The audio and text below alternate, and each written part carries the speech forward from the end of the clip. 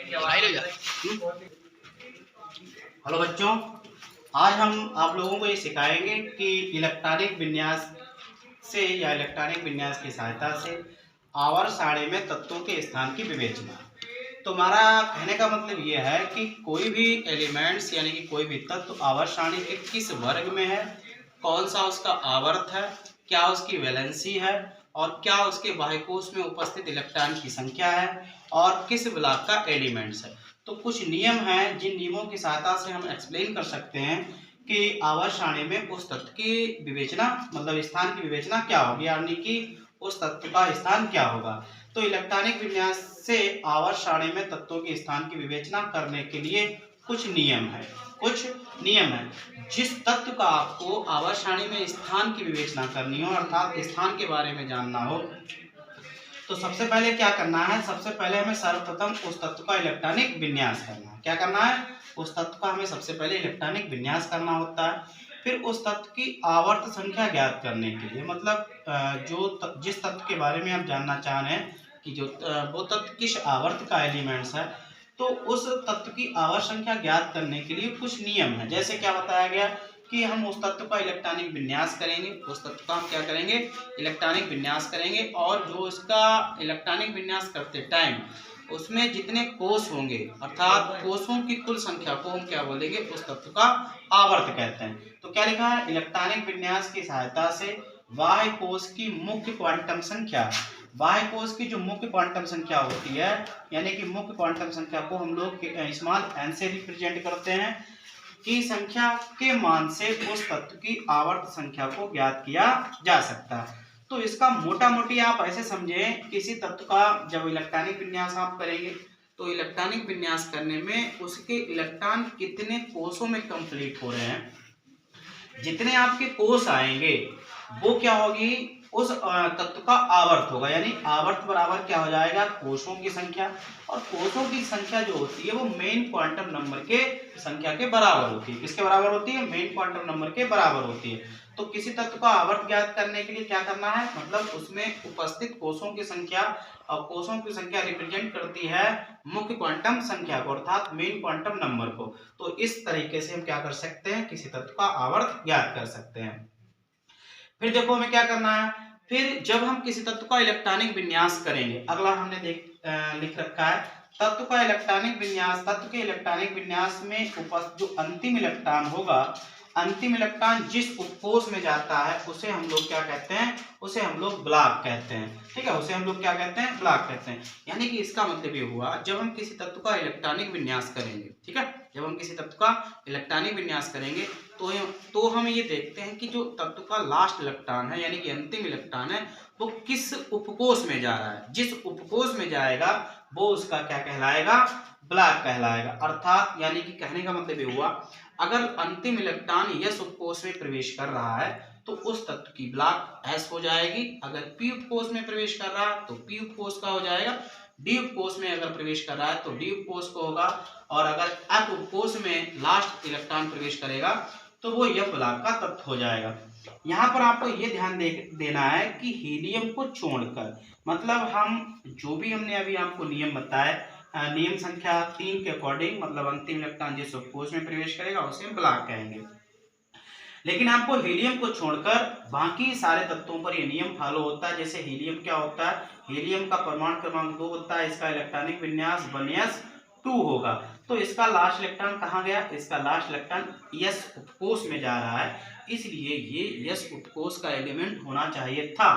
लेकिन ये जो हीलियम जो है वो यस उपकोष का एलिमेंट ना होकर ये पी ब्लॉक का तत्व है। कौन सी ब्लॉक का तत्व है, पी ब्लॉक का तत्व है, क्योंकि इसके जो प्रॉपर्टीज होती है वो पी ब्लॉक के वर्ग 18, पी ब्लॉक के वर्ग 18 के तत्वों से मिलती जुलती हैं। इसीलिए इसे वर्ग आवर्त सारणी में पी ब्लॉक के वर्ग 18 में अक्रिय गैसों के साथ रखा गया है। तो इस प्रकार हम तत्व का ब्लॉक निकाल सकते हैं। अगला देखते हैं वर्ग संख्या, मतलब कोई भी तत्व आवर्त सारणी के किस, मतलब आवर्त सारणी के किस आवर्त के किस वर्ग में रखा है, तो वर्ग उसे हम बोलते हैं वर्ग संख्या। तो वर्ग संख्या कैसे निकालेंगे, बाह्य कोष में उपस्थित इलेक्ट्रॉनों की संख्या को उस तत्व की हम लोग क्या बोलते हैं, वर्ग संख्या कहते हैं। तो बाह्य कोश में उपस्थित इलेक्ट्रॉन की संख्या को वर्ग संख्या कहते हैं। यानी कि जब आप इलेक्ट्रॉनिक विन्यास करेंगे तो जो लास्ट इलेक्ट्रॉन होगा, यानी कि लास्ट इलेक्ट्रॉन लास्ट कोश में होगा, उसे हम क्या बोलेंगे, लास्ट कोश में उपस्थित इलेक्ट्रॉनों की संख्या क्या कहलाएगी, उसकी वर्ग संख्या कहलाएगी। यानी कि बाह्य कोश में उपस्थित इलेक्ट्रॉन की संख्या को हम लोग वर्ग संख्या कहते हैं। तो वर्ग संख्या क्या हो जाएगी, वर्ग संख्या बराबर बाह्य कोश में इलेक्ट्रॉन की संख्या या बाह्य कोश में उपस्थित इलेक्ट्रॉन की संख्या। अब वर्ग संख्या ज्ञात करने के कुछ नियम भी हैं। जैसे इसके कुछ नियम हैं, क्या लिख रखा है, जैसे इसके कुछ नियम हैं।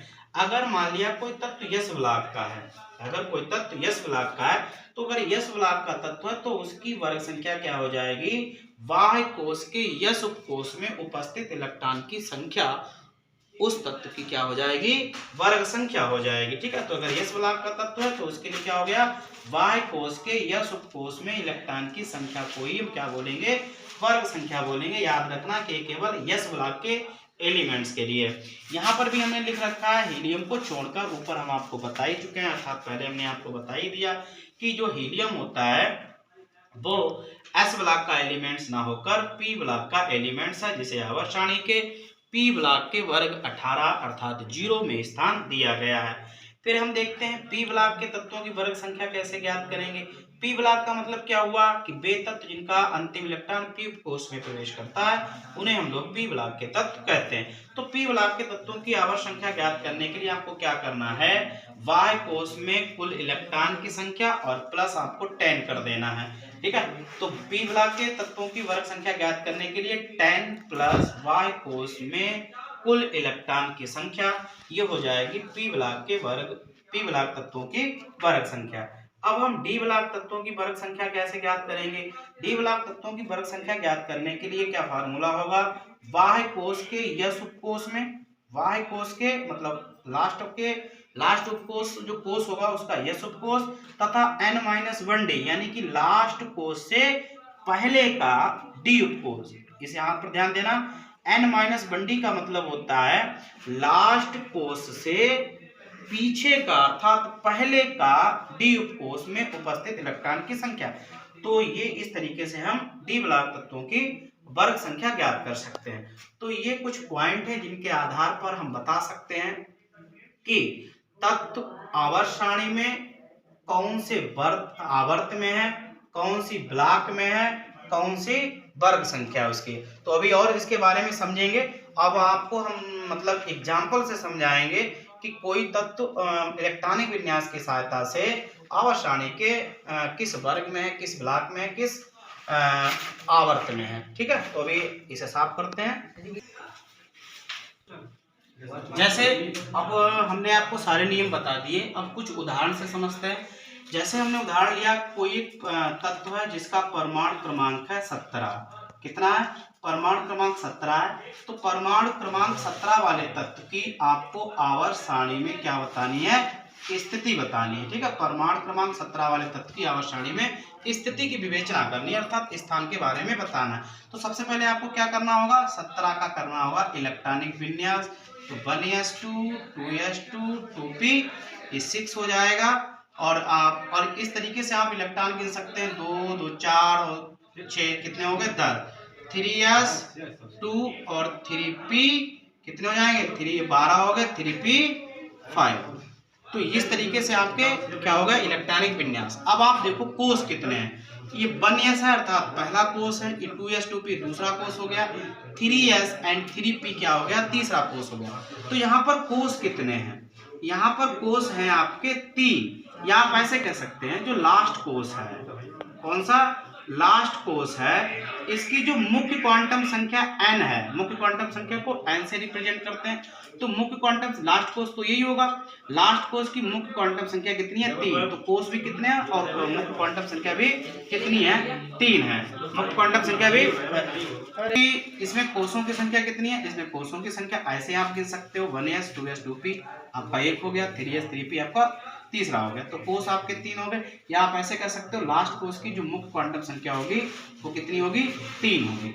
तो इसका आवर्त कितना हो जाएगा, अभी हमने आपको बताया था कि आवर्त बराबर क्या होता है, मुख्य क्वांटम संख्या का मान होता है, अर्थात की संख्या होती है। तो इसका आवर्त कितना हो गया? 3 हो गया। यानी आवर्त मतलब परमाणु क्रमांक 17 वाला तत्व आवर्त 3 का तत्व है। ठीक है, आवर्त 3 का तत्व। बंद। तो ये अब जैसे वर्ग जो परमाणु क्रमांक 17 है उसका आवर्त कितना आया? 3 आया। अब इसका हम वर्ग देखते हैं, मतलब पहले इसका हम ब्लॉक देखेंगे। ठीक है, क्या देखेंगे? ये किस ब्लॉक का एलिमेंट है। तो ब्लॉक का मतलब आपको हमने बताया था कि जब लास्ट इलेक्ट्रॉन जिस उपकोष में प्रवेश करता है वो उसका क्या कहलाता है? ब्लॉक कहलाता है। तो इसका अंतिम इलेक्ट्रॉन कहाँ जा रहा है? पी में जा रहा है, पी उपकोष में जा रहा है। तो यानी कि इसका ब्लॉक क्या हो जाएगा? पी हो जाएगा। इसका ब्लॉक क्या हो गया? पी हो गया। अब इसका वर्ग ज्ञात करते हैं। ठीक है, क्या ज्ञात करते हैं? वर्ग ज्ञात करते हैं। तो हमने आपसे कहा था कि वर्ग ज्ञात करने के जो लास्ट वर्ग ज्ञात करने के कुछ नियम बताए थे कि लास्ट कोष में उपस्थित इलेक्ट्रॉन की संख्या को हम उसकी वर्ग संख्या कहते हैं। अगर यस उपकोष है तो यस उपकोष में उपस्थित इलेक्ट्रॉन की संख्या को ही हम वर्ग संख्या कह देंगे। अगर पी ऑर्बिटल है मतलब पी ब्लॉक के तत्व हैं तो उसके लिए क्या करते हैं? 10 प्लस वाह्य कोष में उपस्थित इलेक्ट्रॉन की संख्या। तो हमने यहाँ पर 10 और प्लस वाह्य कोष में उपस्थित इलेक्ट्रॉन की संख्या। तो वाह्य कोष क्या होगा? यही तो आपका वाह्य कोष होगा जिसमें ये 2 इलेक्ट्रॉन और ये 5 इलेक्ट्रॉन, कुल मिलाकर कितने हो गए? 7 इलेक्ट्रॉन। 10 और 7 कितना हो गया? 17। तो ये इसका वर्ग कितना आएगा? इसका वर्ग आएगा 17, जिसे आज क्या बोलते हैं? 7th A के नाम से जानते हैं। ठीक है, तो ये वर्ग हो गया, ये इसका हो गया, ये हो गया आवर्त, ये हो गई ब्लॉक, ये हो गया, ये इसका हो गया वर्ग। अब अगर इसके हम वैलेंसी ज्ञात करें, क्या ज्ञात करें? वैलेंसी ज्ञात करें तो इसके वाह्य कोष में उपस्थित इलेक्ट्रॉनों की संख्या कितनी है? 7 है। तो इसकी वैलेंसी कितनी आएगी? 1 आएगी। अब 1 कैसे आई? तो जिन तत्वों के वाह्य कोष में 1 2 3 4 इलेक्ट्रॉन होते हैं उन तत्वों की वैलेंसी क्रमशः वही होती है। और जिन तत्वों के वाह्य कोष में 5 6 7 एंड 8 इलेक्ट्रॉन होते हैं उसके लिए हम लोग n का सूत्र लगाते हैं, जहाँ n क्या है? वाह्य कोष में उपस्थित इलेक्ट्रॉन की संख्या होती है। यानी कि अगर 5 इलेक्ट्रॉन है उस तत्व की वैलेंसी 2 हो जाएगी, 6 इलेक्ट्रॉन है उस तत्व की वैलेंसी इसकी 5 है तो 3 हो जाएगी, 6 है तो 2 हो जाएगी, 7 है तो 1 हो जाएगी और 8 है तो 0 हो जाएगी। तो इसमें कितने थे? इसमें आपके 7 एलिमेंट मतलब इलेक्ट्रॉन थे, तो इसकी वैलेंसी कितनी हो गई? 0। यानी कि परमाणु क्रमांक 17 वाला तत्व आवर्त सारणी के वर्ग 3 ब्लॉक पी वर्ग 17 अर्थात 7 है और इसकी वैलेंसी 1 है। इस तरीके से आवर्त सारणी में ये रखा है। और इसके कुछ उदाहरण पढ़ते हैं। तो अगला क्वेश्चन मतलब अगले उदाहरण से समझते हैं कि एक तत्व है जिसका इलेक्ट्रॉनिक विन्यास दे रखा है। क्या दे रखा है? जिसका इलेक्ट्रॉनिक विन्यास दे रखा है 1s2 2s2 2p6 3s2 3p6 and 4s1। तो इसकी हमें आवर्त सारणी में स्थिति की विवेचना करनी है। तो पहले हमें क्या निकालना है? इसका आवर्त निकालना है। तो आवर्त के लिए अब आप सब जान चुके होंगे आवर्त बराबर क्या होता है? वाह्य कोष की मुख्य क्वांटम संख्या। तो इसमें देखो ये पहला कोष हो गया 2s 2p दूसरा हो गया 3s एंड 3p तीसरा और 4s चौथा। यानी कोषों की संख्या है 4। यानी कि आवर्त बराबर क्या होता है? कोषों की संख्या या वाह्य कोष में वाह्य कोष की मुख्य क्वांटम संख्या। तो वाह्य कोष की मुख्य क्वांटम संख्या कितनी है? 4। तो इसका आवर्त कितना हो गया? 4 हो गया। अब इसका हम ब्लॉक देखते हैं, मतलब ये किस ब्लॉक का एलिमेंट है। तो ब्लॉक ज्ञात करने के लिए क्या करना होता है? लास्ट इलेक्ट्रॉन जिस उपकोष में प्रवेश करता है उसे हम ब्लॉक कहते हैं। तो लास्ट इलेक्ट्रॉन कहाँ जा रहा है? यस उपकोष में जा रहा है, अर्थात ये यस ब्लॉक का तत्व हो गया। अब इसकी हम वर्ग संख्या ज्ञात करते हैं। क्या ज्ञात करते हैं? वर्ग संख्या ज्ञात करने के लिए क्या होगा कि अगर एस ब्लॉक का एलिमेंट्स है तो एस ब्लॉक के एलिमेंट्स की जो वर्ग संख्या ज्ञात करते हैं वो यस उपकोष में उपस्थित इलेक्ट्रॉनों की संख्या होती है। ठीक है, तो यहाँ पर यस उपकोष में कितना इलेक्ट्रॉन है? 1, अर्थात ये पहले वर्ग का एलिमेंट्स होगा।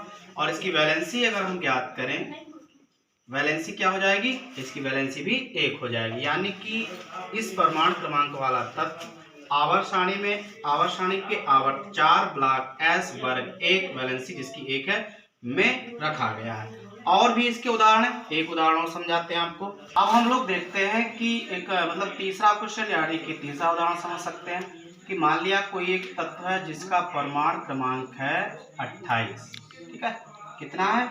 28 है। तो 28 वाले तत्व की हमें क्या करनी है? आवर्त सारणी में स्थिति की विवेचना करनी है। सबसे पहले क्या करना होगा? 28 का करना होगा इलेक्ट्रॉनिक विन्यास।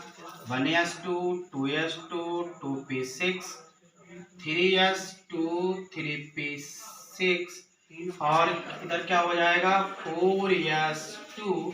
आप इस तरीके से कह सकते हैं 2 4 10 12 18 और 2 20 एंड 3d8। ये आपका हो गया इलेक्ट्रॉनिक विन्यास। तो हमें 3D से पहले इलेक्ट्रॉन कहाँ डालना होता है 4s में डालना होता है। तो इसका हमें आवर्त ज्ञात करना है। सबसे पहले क्या ज्ञात करेंगे इसका आवर्त। आवर्त के लिए भी क्या बताया था, आवर्त के लिए हमने आपको बताया था कुल कोषों की संख्या या लास्ट कोष की मुख्य क्वांटम संख्या। तो लास्ट कोष की मुख्य क्वांटम संख्या कितनी है 4 है। तो इसका आवर्त कितना हो गया 4। ऐसे आप गिन सकते हो, ये पहला कोष हो गया, ये दूसरा हो गया, ये तीसरा हो गया, ये चौथा हो गया। अब इसकी हम ब्लॉक देखते हैं। ठीक है, ब्लॉक का मतलब क्या होता है कि लास्ट इलेक्ट्रॉन जिस उपकोष में प्रवेश करता है उसे हम ब्लॉक कहते हैं। तो लास्ट इलेक्ट्रॉन कहाँ आया, लास्ट इलेक्ट्रॉन आया इसका 3D में। ठीक है, क्योंकि 3D से पहले हमने 4s बोला, जब 4s कंप्लीट हो गया तब 3D में डाला। तो ये d ऑर्बिटल का तत्व हो गया। ठीक है, d ऑर्बिटल का मतलब d ब्लॉक का एलिमेंट्स हो गया। अब इसकी देखते हैं वर्ग संख्या। इसकी क्या देखते हैं, वर्ग संख्या देखते हैं। तो डी ब्लॉक के तत्वों की वर्ग संख्या ज्ञात करने के लिए क्या होता है, यस उपकोष में उपस्थित इलेक्ट्रॉन की संख्या 2 है यहाँ पर, यस उपकोष में उपस्थित इलेक्ट्रॉन की संख्या प्लस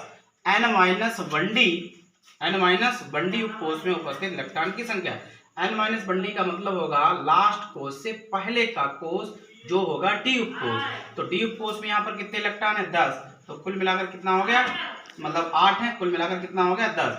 तो ये हो गई इसकी वर्ग संख्या। अब इसकी हम बैलेंसिंग क्लियर आपको, मतलब अगर आप बैलेंसिंग याद करें तो जो परमाणु क्रमांक 21 से 30 तक है, परमाणु क्रमांक 21 से 30 तक हैं, ये जो एलिमेंट्स होते हैं इन एलिमेंट्स को हम लोग डी ऑर्बिटल एलिमेंट्स कहते हैं, डी ऑर्बिटल एलिमेंट्स कहते हैं।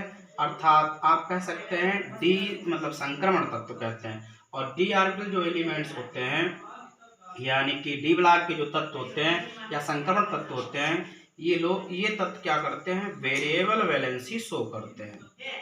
ठीक है, वेरिएबल वैलेंसी शो करते हैं मतलब एक से अधिक प्रकार की संयोजकताएं प्रदर्शित करते हैं।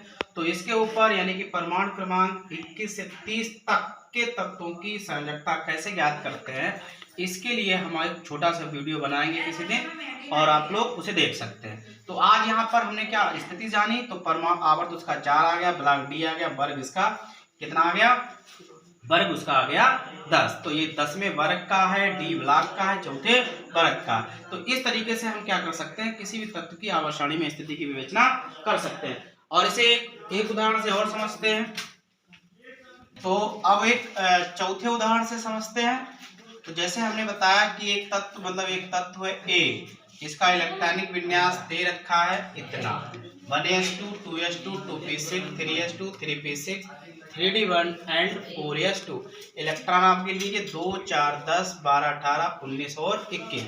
यानी कि जो तत्व ए है इसका परमाणु क्रमांक है 23, जिसका इलेक्ट्रॉनिक विन्यास होगा ये। ठीक है, इसका इलेक्ट्रॉनिक विन्यास दे रखा है। तो अब आप लोगों को इसकी आवर्त सारणी में स्थिति की विवेचना कमेंट बॉक्स में बतानी है। अर्थात इसका आवर्त बताना है, इसका वर्ग बताना है और उसकी ब्लॉक बतानी है। तो हमें पूरी आशा है कि ये वीडियो आपको बहुत अच्छा लगा होगा। अधिक से अधिक देखिए और वीडियो को शेयर कीजिए। धन्यवाद।